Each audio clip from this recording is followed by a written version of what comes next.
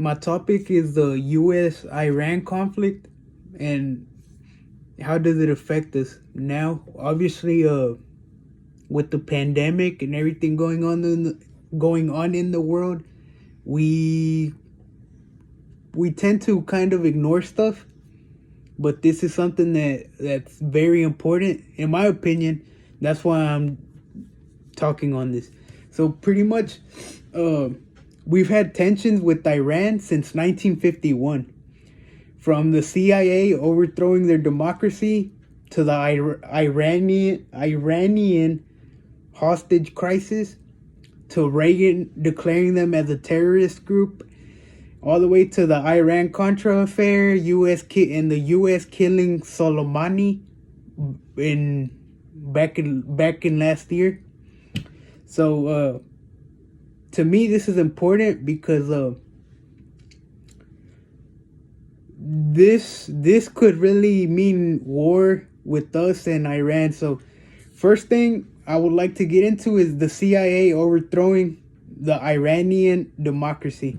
So in 2013, the CIA came and declassified some documents, which pretty much said that they helped overthrow the Iranian government back in 1951.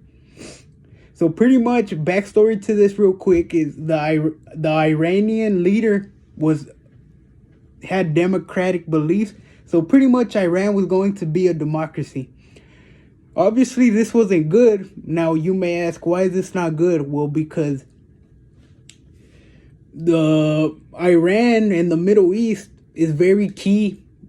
It's a very key. They are very key to be allies with, because all the oil and gas, the fossil fuels. So obviously with them becoming a democracy, they wanted to nationalize the oil industry of Iran, which this wasn't good for us Americans, as the prices were going to skyrocket.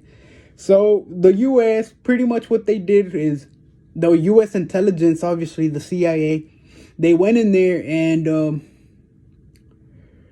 bribed the media, bribed the higher ups, and overthrew their leader, which their leader was Mossadegh. That was his name, Mossadegh.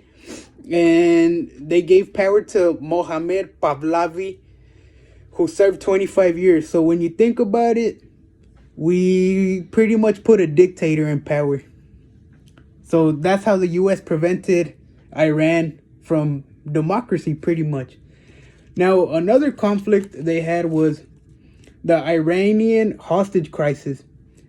Now, what happened here was Iranian students took American hostages from the US embassy for 444 days. That over a year. Now, why did they take them? Well, the reason they took them was because their leader, at the time, Iranian leader, had cancer, and he came to the US. They were treating him, obviously, and the Iranian people wanted him to be extradited back to Iran to be trialed for crimes against humanity. Obviously, the Shah, which was the same guy, Mohammad Pahlavi, the Shah. When they say the Shah, that means the leader, pretty much.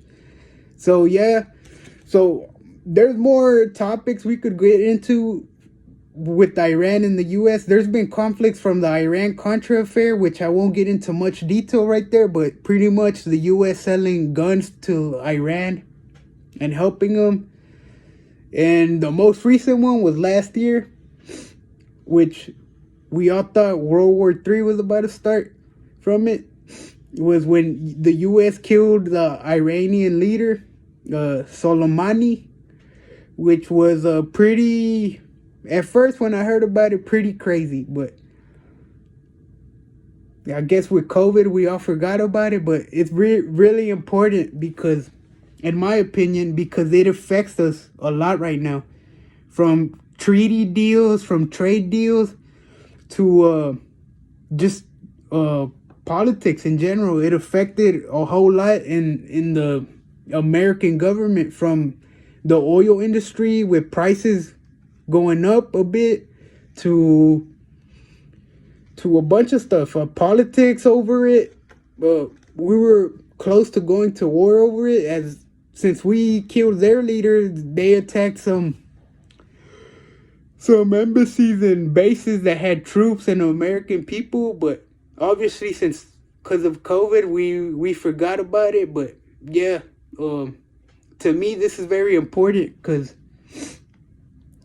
we were close to going to war. But obviously, good thing it didn't happen. But there's still conflict right there. There's tension, to put it exact. There's tension right there. But good thing that we're doing better. Well, that's what I think, at least, but we don't know. Thank you. And that's why I did it on the US-Iran conflict, which I think is very important, as it still affects us to this day right now.